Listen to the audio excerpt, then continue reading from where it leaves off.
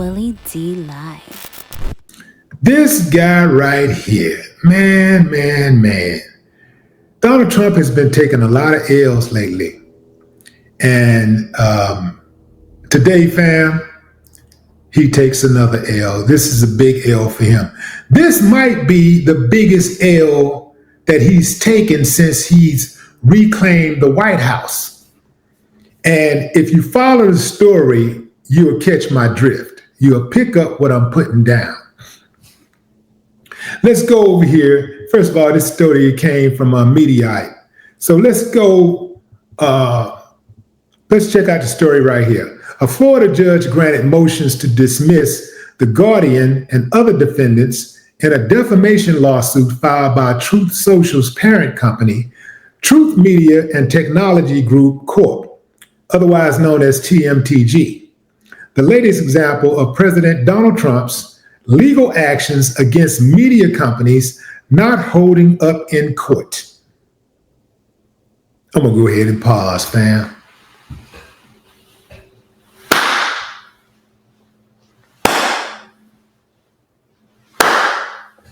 I ain't got no problem with that.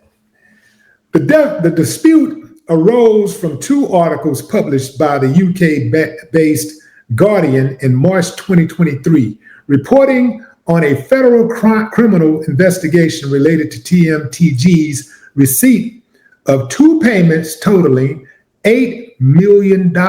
Judge Hunter Carroll of the 12th Judicial Circuit Court for Sarasota County wrote in his order summarizing the case, including reports that the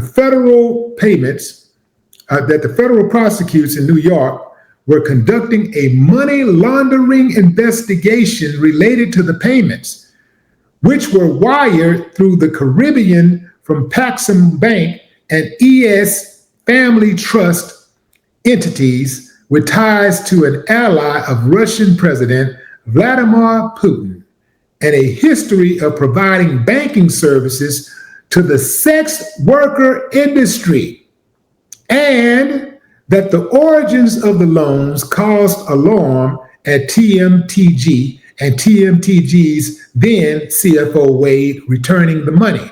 But the money was ultimately not returned. You know, they ain't giving back no money. Anybody coming up under Trump administration, man, they take money. They don't give money. They'll promise to give money, but ain't nobody getting nothing. You ain't getting nothing. Get that through your thick skull. You ain't getting nothing from the Trump administration. If he gives you something, it is because he's going to take a whole lot more from you. Whatever you give up, it's going to cost you. The Guardian article was cited by other media outlets, including an article in the Sarasota Herald Tribune.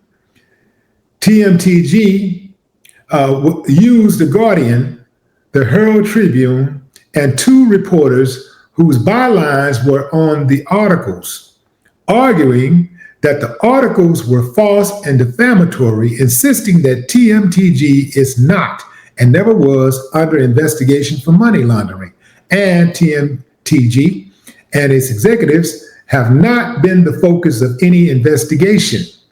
TMTG acknowledged it was a public figure, the judge wrote, meaning any defamation complaint would have to establish actual malice and finding that the plaintiff had failed to do so, specifically invoking Florida's anti-SLAPP statute, which provides expedited process and monetary remedies, including attorney fees to defendants when they can show that a lawsuit against them was without merit and primarily because such person or entity has exercised the constitutional right of free speech in connection with a public issue or right to peaceful assembly, to instruct representatives of government, or to petition for redress of grievances before the various governmental entities of this state as protected by the First Amendment. Merely reporting on, this is important now, this is important for all of you because some of y'all get caught up in this stuff online. Merely reporting on negative information is not enough to establish actual malice.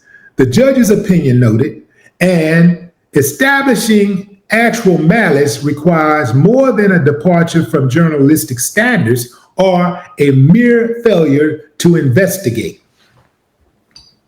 Well, that fixes a lot of things online. This tea has a lot of pulp. So if y'all see some pulp on my lip, just give me a little something, give me a little nudge and say, Will, check yourself. So Donnie here took an L. This is a big L, and I'm gonna tell you why this L is so big. This is why the L is significant. This L is significant because it puts Trump on notice that he's not going to be able to steamroll over everybody who reports the news about him, even if that news is not really truthful. You can't just sue people just because they said something bad about you. And everything is not defamation of character. Sometimes news people do get erroneous information. They get bad information and they report it. But once they do, if they discover that the information that they put out there is false, then the onus is on them to make a retraction. And so if they do that, then they're supposed to be all right. But with Trump, he will threaten people to, even if you are being truthful, even if the information is true, I'm still coming after you because I just don't like you talking my business. I don't like y'all talking about me like that. So I'm coming for you. So that's the mentality that he has. And you saw what he did with Jimmy Kimmel. He threatened Jimmy Kimmel's job. He threatened Jimmy so hard that ABC took him off the air for a few days. Gayle King lost her job at the top of the year. I believe she's supposed to leave her job at CBS. Remember, Don, she came in the crosshairs of Donnie, and he started calling for her resignation. He started saying she needs to be fired. Actually, it wasn't a resignation. He was saying she needs to be fired. And next thing you know, Gayle King is being demoted. They say that she's still with the company, CBS, and she's working in some capacity with CBS Morning or something like that. Well, not the morning show anymore, but one of the shows and all that type of stuff. But that's how they get rid of you.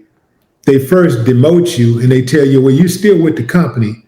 Then they put you in some type of position where you can't really flourish.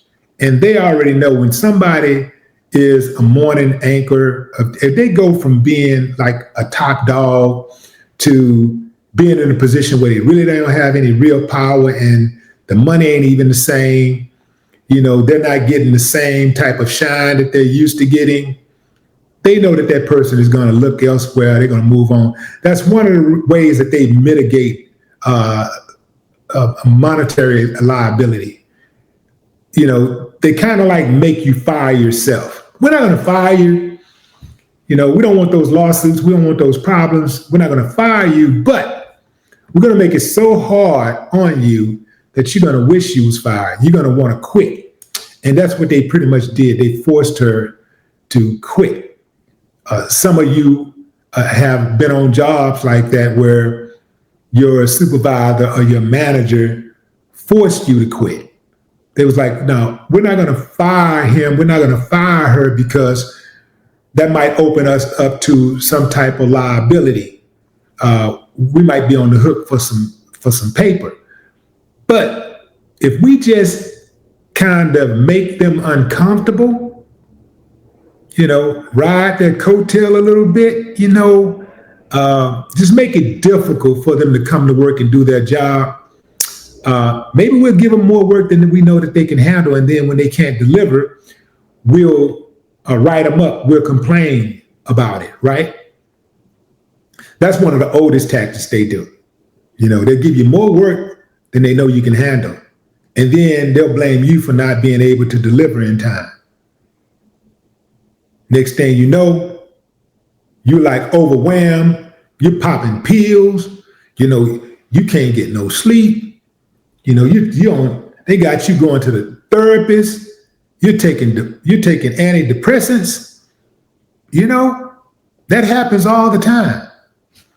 I can't stand bully employers. I can't stand the managers, the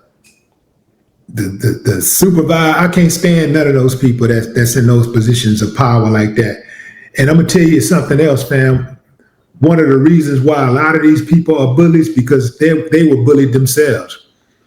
Sometimes these guys will come in as an intern. They get bullied from the time they hit the door as an intern. And they get bullied so much, they develop Stockholm syndrome. And they start actually bullying others who are subordinate to them. That's the game. I don't like that. I don't like that at all.